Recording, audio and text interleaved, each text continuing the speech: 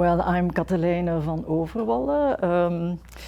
I'm a mother of four children, 4 daughters. They're all grown up. I have worked all the time in the human resources field, and I did all the functions from the very lowest to the very highest. At the end, I was the director of human resources of a big company in Brussels. But the last 3 years, I am trying to prepare myself to taking my pension, to retire, and I quit my job as director and am now a consultant, and I choose a little bit more how much time I do want to work, and that's what I'm doing now. Oh, it's an easy role. I'm the representative for patients, so I don't have to know anything about all those very difficult and intellectual things. I just have to understand what is communicated towards the patients, and I have to say if something isn't clear for me, if I need more explications or things like that.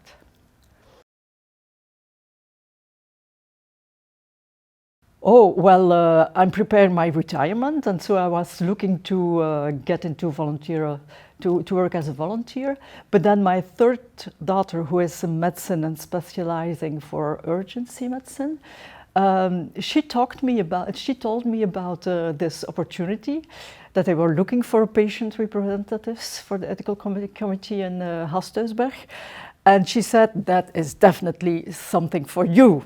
Apply, and so I applied and I was accepted.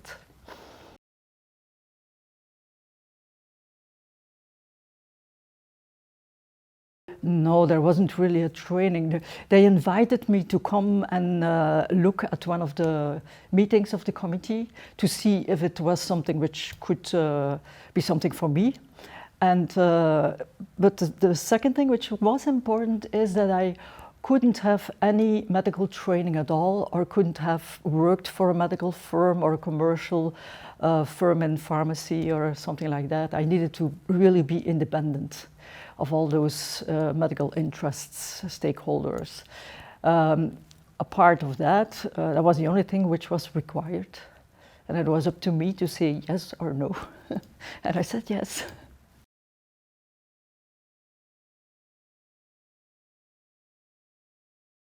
The only thing for me important is that I do want that any project of research that I investigated has a communication which is comprehensible for whatever persons, whatever people go into that experiment as a patient.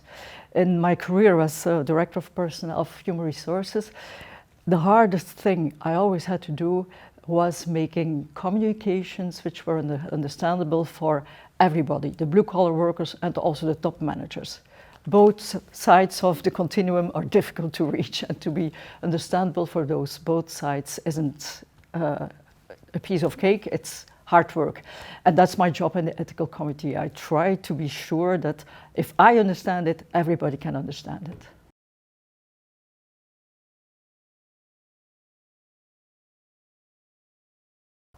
Just by being myself, and I am Mrs. Dummy in any field of medicine. I don't know anything about whatever they are talking about. So if I understand it, I think everybody will understand it.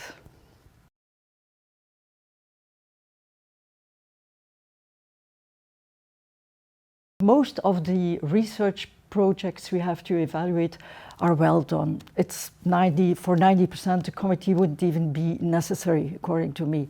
The 5 to 10% cases which aren't well done, for those it's necessary to have the committee. But most of the time it's issues like the way how the investigation is elaborated, which is wrong. And sometimes it's also the communication towards the patient, which isn't understandable, and then they have to rewrite it completely. There was once, I remember one case in which I read in one document that there was a possibility that samples of the body of the patient were going to be sold to a third party. But in the informed consent, I didn't find anything back anything that that demanded the patient his consent to sell it to a third party, and that was for me a major remark, which was accepted as a major remark also.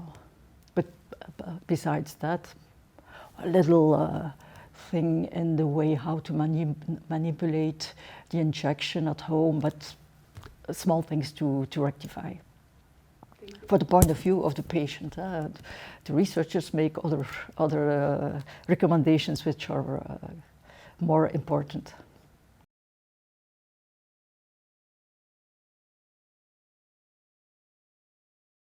I don't know if I would ask patients to become patients' representatives in the committee, because when you have had a serious illness, you went through a lot of misery and pain and uncomfortable things. And then when you have to review research papers that treat your own illness that you have had, I think the possibility is great that you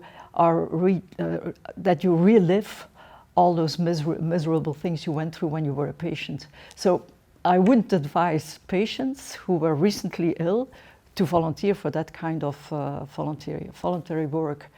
I'd rather ask it when you're sure you can handle this well.